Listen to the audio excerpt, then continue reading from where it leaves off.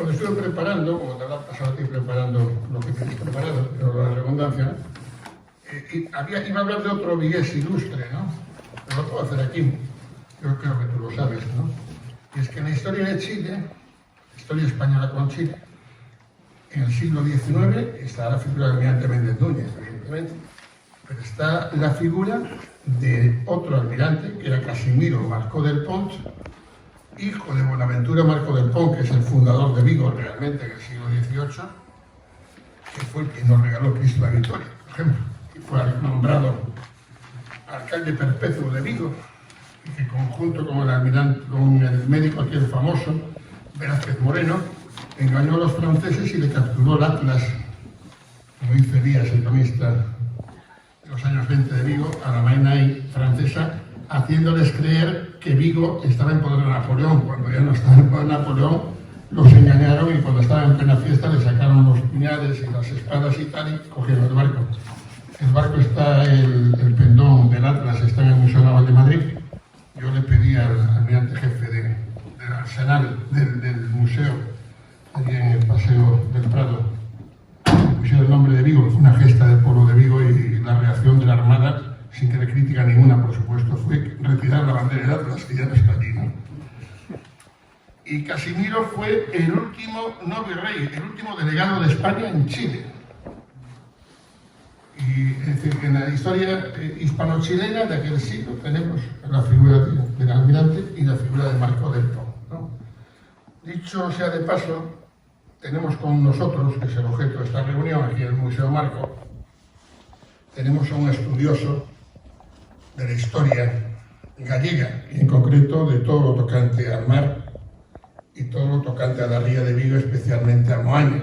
Como sabéis, digo, los que venís del País Vasco, Euskadi, es uno de los lugares más bonitos de la ría, con una afición al remo tremendo, como tenéis en Euskadi, con los dos equipos de ACT, que han sido San Bartolomeu y Tirán, que son el Atleti de Madrid y el Madrid, ¿no? Pues,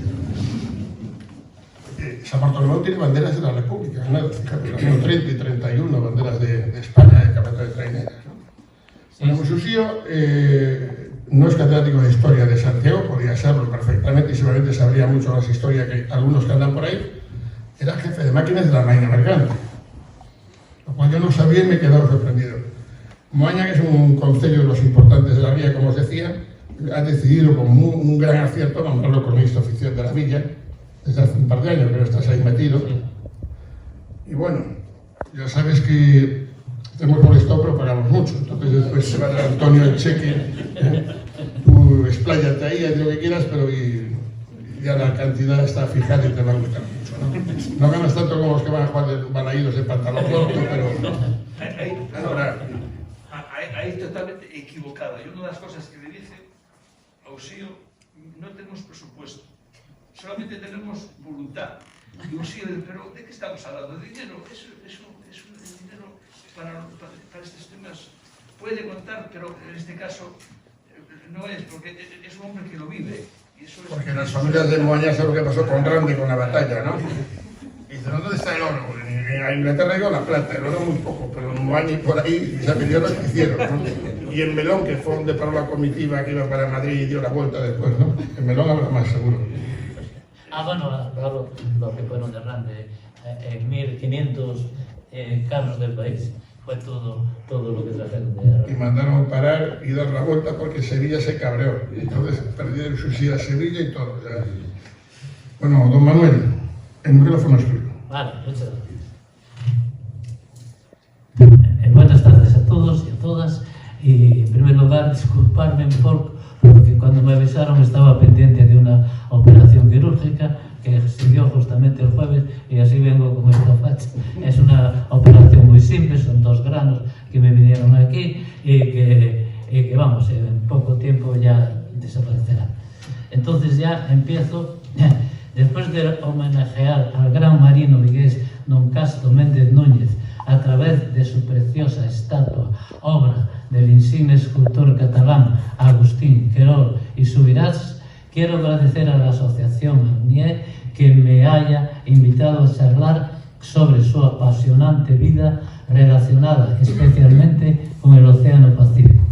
Como saben, mañana, día 21 de agosto, se cumplen 153 años desde el fallecimiento en la casa familiar de Pontevedra del que llegó a ser contraalmirante de la Armada después de renunciar, como se dijo ayer en homenaje, a nombramientos superiores, y al que durante el año 2019 se le honró en su 150 aniversario con varios actos en España y Portugal, donde tuve el honor de charlar sobre tal efeméride en mi pueblo de Moaña, en Marín y en Lisboa.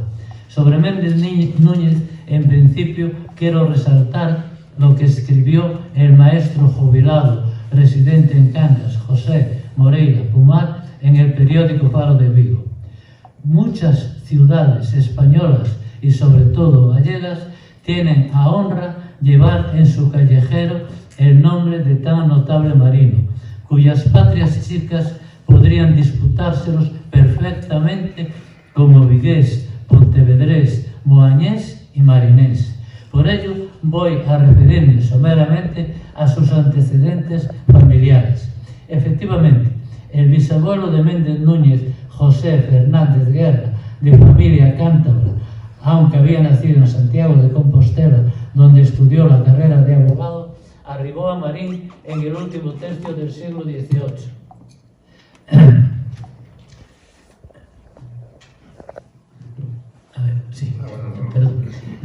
el siglo XVIII, para hacerse cargo del almacén de sal y de este modo relacionarse con los fomentadores catalanes que llegaron a Galicia a mediados de dicho siglo para implantar nuevas fábricas destinadas a salar y prensar las sardinas que luego exportaban a puertos, preferentemente a puertos mediterráneos y portugueses por medio de barcos mercantes a vela que iban construyendo. Debido a la buena situación geográfica que se daba en la punta del Com, parroquia de Tirana, en el actual concello de Moaña, Fernando Fernández Guerra compró una granja con casa grande, capilla, palomar y hórreo, donde montó una fábrica de salazón al estilo catalán, que supuso la industrialización llegada por mar de la que aún quedan pías de salazón y piezas de piedra en el Muerto, a pesar del estado ruinoso de todo el conjunto. Estas son cosas que se deben conservar a pesar de esto que digo, porque es la historia de todos estos pueblos del siglo XVIII de la salazón.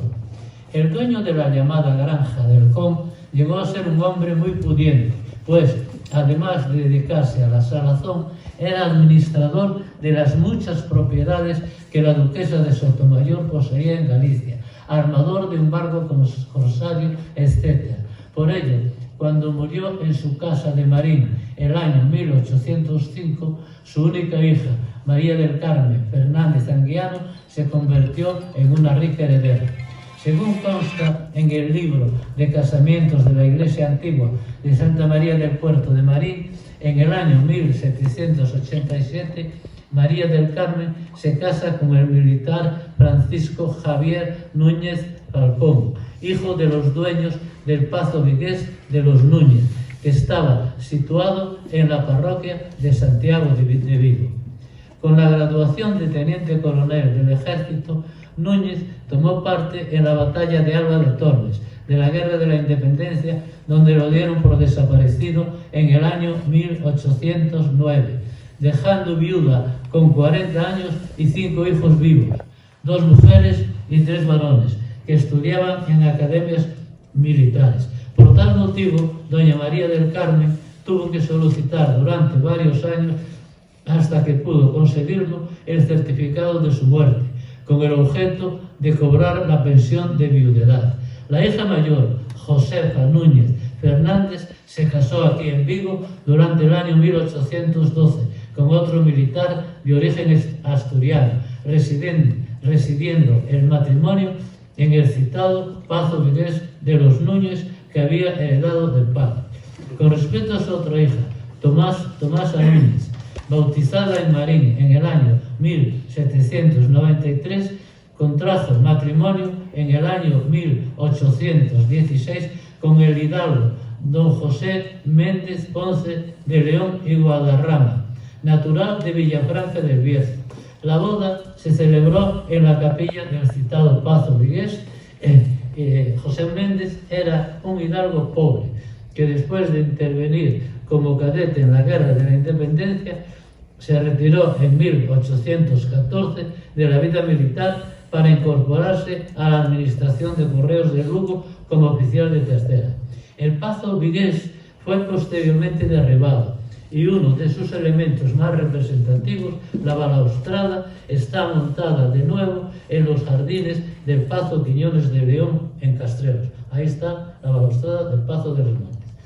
En lo que atañe a los 3 hijos varones que llegaron vivos a la juventud, José, Joaquín y Manuel Núñez Fernández, los 3 nacidos en Marín como sus hermanas, todos ellos tomaron parte en las contiendas entre liberales y absolutistas que se produjeron durante el trienio liberal en su condición de oficiales de artillería del Ejército de Tierra, perdiendo la vida todos ellos en plena juventud y soltería durante el año 1823 en la defensa del bando liberal, el primero en el sitio de Coruña, el segundo en Pamplona y el tercero en Valladolid.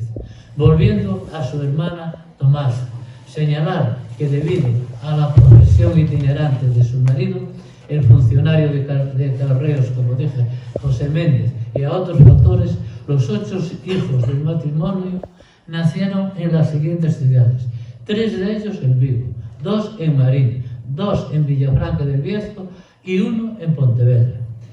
Durante el año 1832, la familia se desplazó de Marín a Pontevedra, donde residieron en una casa de la Plaza de la Hierba, que actualmente lleva el nombre de Plaza de Méndez Núñez. En ella nació en ese mismo año Isidro Méndez Núñez, el hijo más joven del matrimonio. Entre los 3 hermanos nacidos en Vigo, Soledad, Castro y Cayetana, sobresale el futuro contraalmirante de la Marina de Guerra, don Castro Méndez Núñez, protagonista de esta charla, que vino al mundo en la Plaza de la Constitución el 1 de julio de 1824. Con 10 años regresó de nuevo a Vigo para preparar su ingreso en la Marina de Guerra. 3 años más tarde inició sus estudios militares, que finalizaron con 15, cuando, después de examinarse en Ferrol y aprobar con sobresaliente, sentó plaza de guardia marina, como tú decías antes.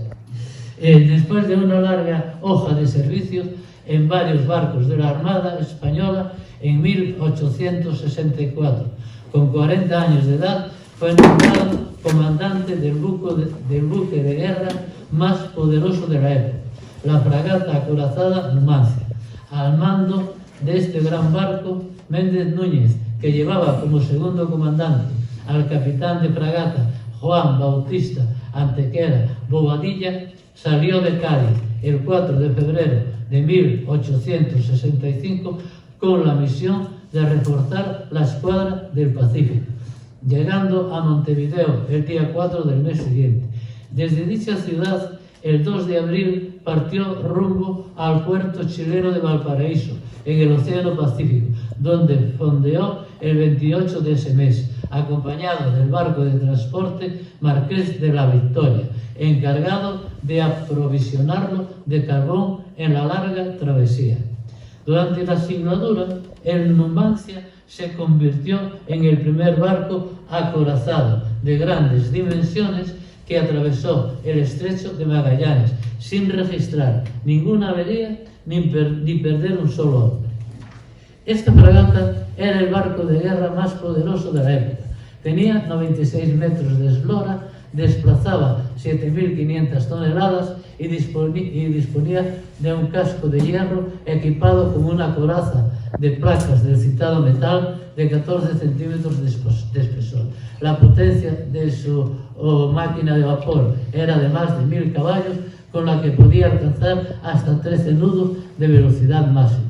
Fue construida en los astilleros del puerto francés de Toulon en el año 1862 y llevaba una tripulación de 590 hombres. Disponía también de un aparato de fragata de 1846 metros cuadrados de vela.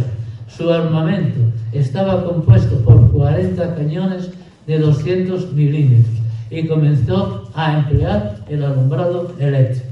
Después de atravesar el citado estrecho, llegó el Numancia al puerto de Valparaíso, en Chile, el 28 de abril de 1865.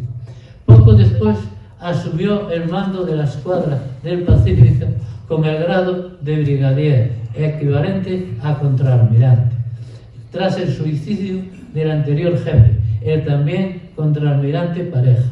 Posteriormente tuvieron lugar los bombardeos de los puertos de Valparaíso y el 2 de mayo de 1866 el del Callao.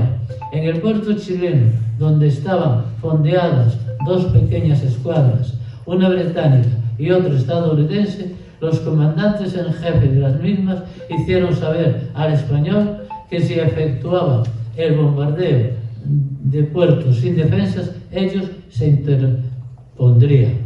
El contraalmirante les contestó que si así lo hacían, los combatiría, ya que España, la reina y yo preferimos antes honra sin barcos que barcos sin honra.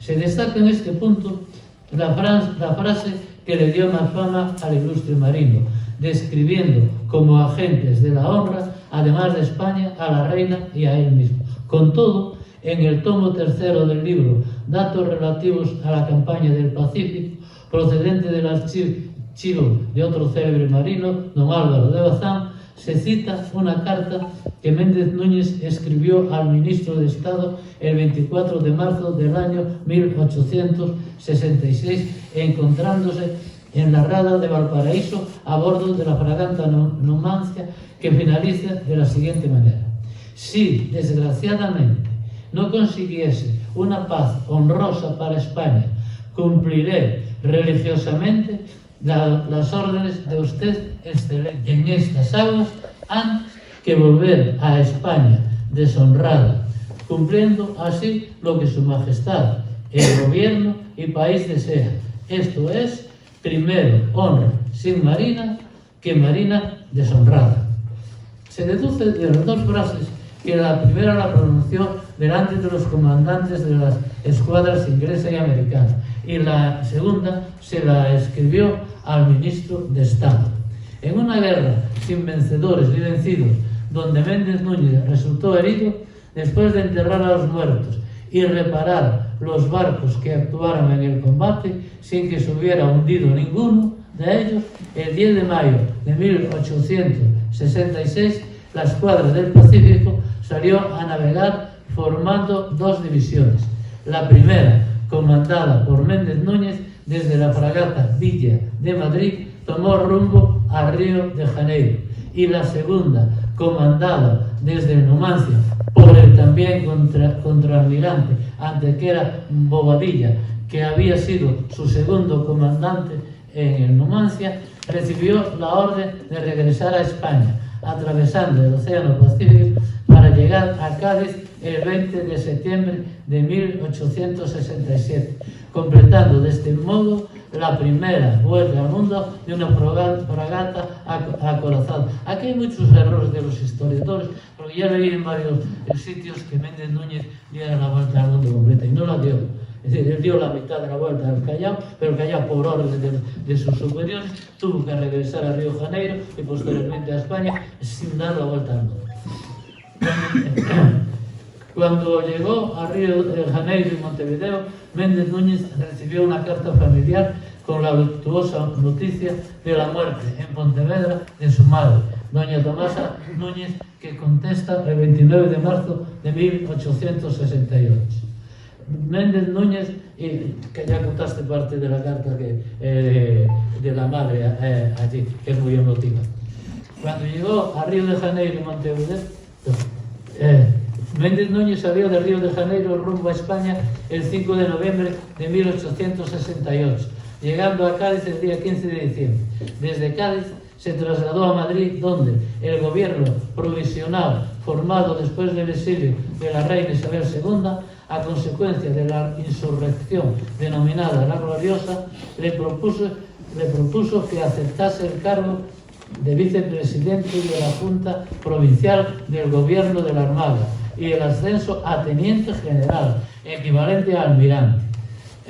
El insigne marino, que no había tomado partido por ninguno de los contendientes en la guerra y que las únicas aspiraciones políticas que reconoció a algunos amigos era la de ser alcalde de Marín, de donde procedía su familia materna, le manifestó al ministro de Marina sentirse muy recompensado por la aprobación unánime de los españoles a su comportamiento militar en el Pacífico, y finaliza diciéndole que renunciaba a tan alta distinción por lo siguiente: por último, ruego a usted, excelencia, y al gobierno tomen en consideración que apenas hace 7 años me honraba yo con las modestas charreteras de teniente de navío, y que para que yo pueda ser útil a mi patria y al cuerpo de la Armada no es indispensable la concesión de un empleo que solo desearía obtener cuando nuevos servicios prestados al país me hicieran digno de él, no solamente en concepto del gobierno, sino también en el mío propio.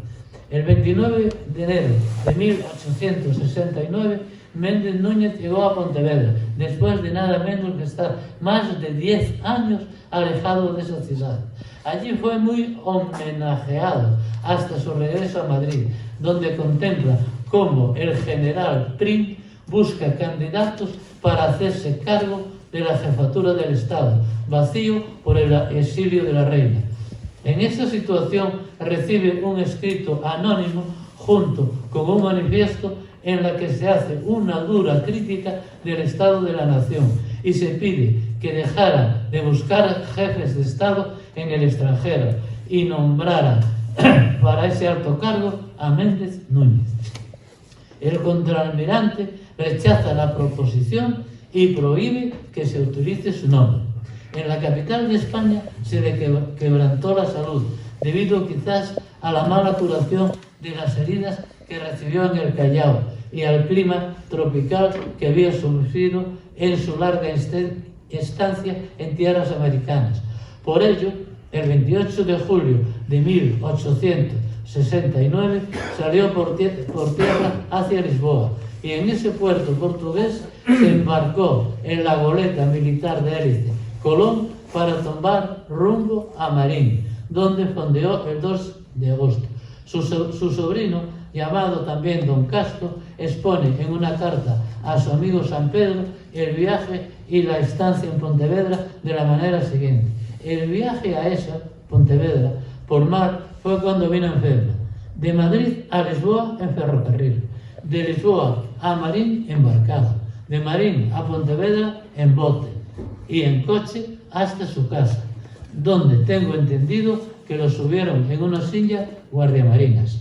El 21 de agosto del año 1869, al día siguiente de testar, tuvo lugar en Pontevedra, en la vivienda familiar de la Plaza de la Hierba, la muerte de don Castro Méndez Núñez a la edad de 45 años, soltero y sin amores conocidos.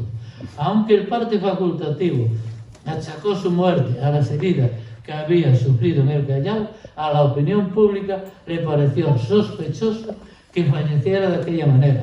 Mismo su familia llegó a pensar que fuera envenenado. No obstante, los hermanos no quisieron que se le practicara la autopsia, declarando: preferimos dudarlo a saberlo. Para conocer el verdadero final de la Guerra del Pacífico, se recurre de nuevo al citado al maestro jubilado don José María Pumar, que el día 27 de junio de 2018 publicó un artículo en el periódico Faro de Vigo en Borrazo que se titulaba Cangas de 1860. En él trata, entre otros temas de Méndez Núñez, sobre el que describe lo siguiente: Su temprana muerte, a los 45 años de edad, no le permitió conocer la paz con aquellas potencias que había combatido. El armisticio con los países americanos tardaría en llegar.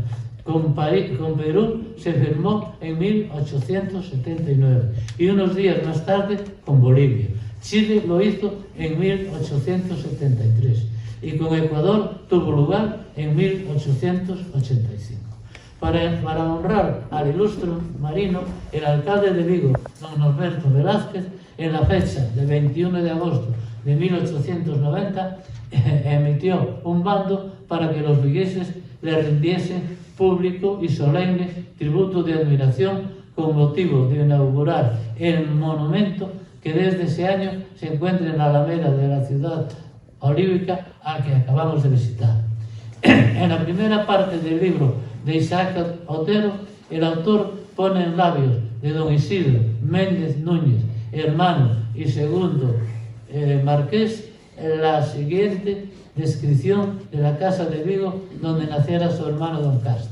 Siempre que paso por la plaza de la Constitución no puedo reprimir que mis ojos se dirijan a nuestra casa familiar y asciendan un poco por los muros de piedra de su fachada, donde se encuentra una placa de mármol que los amigos de la Sociedad Gimnasio dedicaron a Castro. Sobre los 3 arcos que descansan en 2 sencillas columnas, estoy ante esa casa de 2 plantas con balcones de hierro forjado y 10 ventanales rectangulares. La placa conmemorativa, que fue inaugurada cuando se descubrió la estatua de Querol en homenaje a mi hermano en los jardines de la Alameda, me transporta a ese primer piso abierto a la luz de la esbelta farola de bronce de 5 brazos, que en su pedestal en rotonda invita a sentarse y a conversar animadamente con las gentes. En una misiva que en el año 1929 le escribió su sobrino y tercer marqués don Castro al primer director del Museo de Pontevedra, Castro San Pedro, se llamaba Castro también, lo invita a pasar un rato con él en el Congo, en Baño, donde veía la capilla y la sepultura que ocupó Méndez Núñez, sobre la cual puse en una lápida de mármol la siguiente inscripción: en esta sepultura estuvo enterrado el excelentísimo señor don Castro Méndez Núñez, general de la Armada, hasta el día 3 de junio de 1883, que, por iniciativa de su majestad el rey don Alfonso XII, fueron trasladados sus restos al Panteón de Marinos Ilustres de San Fernando, Cádiz. De esta manera quise dejar el recuerdo a mis sucesores de que había sido enterrado allí. Comprendo que donde está bien, pero allí estaba al lado de sus padres. Además de la lápida, reformó y embelleció el pazo, que pretendía fuese la casa solariega del marquesado, pues era la única gran posesión que le quedaba. Finalmente mandó colocar 2 escudos del linaje, uno ubicado en el muro de la cara sur de la casona y otro en la fachada de la capilla. Cada uno de ellos disponía de 4 cartelas que se corresponden con los primeros apellidos del contralmirante: Méndez, Núñez, Guadarrama, Fernández. Debajo de una corona, se llama corona de los marqueses, corona marquesal. Siguen allí en las ruinas. En los primeros años de la década de los 60 del siglo XX, la cuarta marquesa, doña Rosalía Méndez Núñez Martínez, se instaló en su pazo Moañés del Real, procedente de Barcelona, en compañía de su marido, el gijonés don Aquilino Suárez del Rivero Ablanedo. De acuerdo con lo que comentó su hija Carmina, Rosalía Méndez Núñez Martínez, hija de Genaro Méndez Núñez Velázquez y Rosalía Martínez Arnaud, nació en Vigo el día 21 de agosto de 1905. Se educó en el Colegio de la Compañía de María de la Enseñanza, de que es también, y se casó también en Vigo durante el año 1931.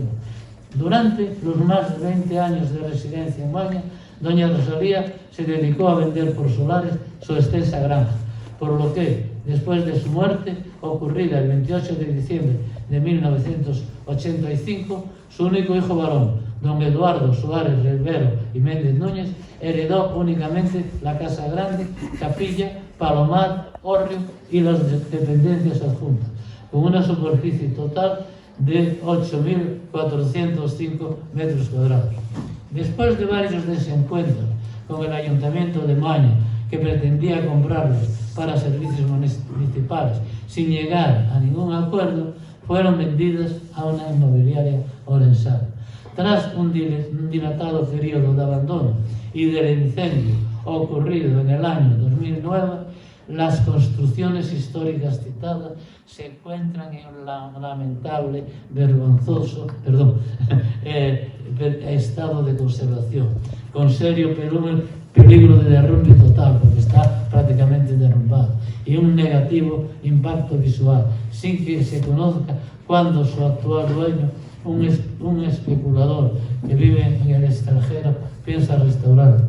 Yo ahora, como moañés, diría muchas cosas porque nos da a todos pena, y yo he escrito mucho sobre que había que hacer algo, y nadie hace absolutamente nada, porque irse en el barco, llegar allí y ver aquello, da pena, da de todo.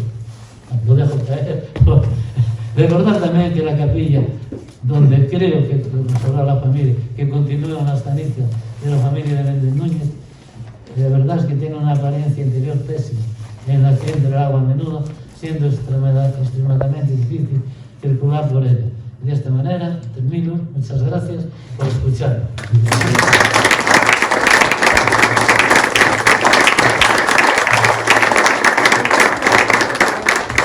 Yo creo que has hecho un trabajo excelente, como todo lo que haces. Y te voy a contar una cosa que me ocurrió y que mi esposa lo sabe, ¿no? Para que veamos qué pequeño es el mundo, ¿no? Yo organizo, actualmente estuve en la náutica, se lo comentaba a los amigos de Euskadi, fui el director del Marítimo de Nabra de Neuri, y de hecho me produjo una asociación tremenda, y del Club de Barcelona y del Club de Yates de Bayona, aquí durante muchos años, ¿no? Y organizamos un evento que ya se hacía en la época de Caixanova, que se llama la Semana Blanca, ¿no? Que es un poco una revolución dentro del mundo náutico, porque sí, la élite también la tocamos, el remo, tocamos los niños, tocamos absolutamente todo. No es una competición en la que el próximo que va a entrar es Bilbao, el Club de las Arenas, porque Abanca se ha ido, compró Bancoa y está allí metido, y va a entrar Gijón, ya está Porto. Y el presidente de la semana, te vas a hacer gracia lo que te voy a decir, vas a tomar nota ahí, es un señor que fue el que hizo el concepto aquel de Galicia Calidade. Galicia Calidade, aquella campaña de Fraga, ¿no? Y es un señor que aceptó ser el presidente de la semana, fue secretario de Estado de Turismo, fue presidente de Paradores de Turismo. Cuando era presidente de Paradores nos pagó aquella regata España Verde de Paradores, que salimos de Donosti y acabamos en Bayona. Y él se llama, el nombre completo, y ya voy a dar la pista, es Francisco García de Bobadilla Prosper. Es una familia muy fuerte gallega, muy fuerte, con mucha regambre. ¿Bobadilla qué? Bobadilla. Bobadilla, sí. Sí, Bobadilla, que te hablaste de él. Sí. Prosper. Francisco García de Bobadilla y Prosper. Y a finales, en el siglo XIX, hicieron un hotel que fue el mejor de Galicia. Bueno, en competencia con el de Mondariz Carrión y el antiguo de La Toja, ¿no? ¿Y sabéis cómo se llama el hotel que existe hoy? Está en el centro de Lugo, es un pedazo de hotel. Yo dormí cuando tenía allí 15 años y me quedé asustado. Estaba en Castellana Hilton en Madrid y tal, y era un hotel de ese nivel, ¿no? El Hotel Méndez Núñez. El hotel de la familia, que era uno de los oficiales de la sí, mina. de Bobadilla, que era el segundo, y fue el primero que dio la vuelta al mundo. El segundo de Méndez Núñez, porque cambiaron de barco, entonces... Pues ese hoy me llamó y me dijo, dile que queremos mucho a Méndez Núñez aquí. Fíjate que le pusimos mi familia el nombre al hotel, pero el hotel es del 19, ha sido reformado recientemente. Y después, simplemente un cariño, una anécdota para los vascos, ¿no? Que a lo mejor no la conocéis, pero os va a hacer gracia, ¿no? Porque, bueno, era como Méndez Núñez, pero en paz, ¿no? Andaba por allí, por Chile, anduvo, la Vendée Globe, etcétera, etcétera, ¿no? Yo le dije a Ugarte, a José Luis, que es un gran amigo mío, para descansar. Estaba mi mujer delante de una comida con él y su esposa, ¿no? Dije, cuéntame una coña buena a la vuelta al mundo. Una coña buena. Pues mira, estaba llegando a la Antártida, ¿no? Y un inglés me llamó a la radio del barco y me dijo, oye, ten cuidado, ¿eres tú el de ahí? Sí, hay un iceberg de 100 pares de cojones ahí grande. ¿Y cómo iceberg? Es la Antártida, tío. Pues yo me ha encantado la charla, como a todos vosotros, ha sido amena, ¿no? Y si queréis hacerle alguna pregunta aquí a Manolo, alguna duda, alguna semblanza del almirante, pues lo tenéis a vuestra disposición.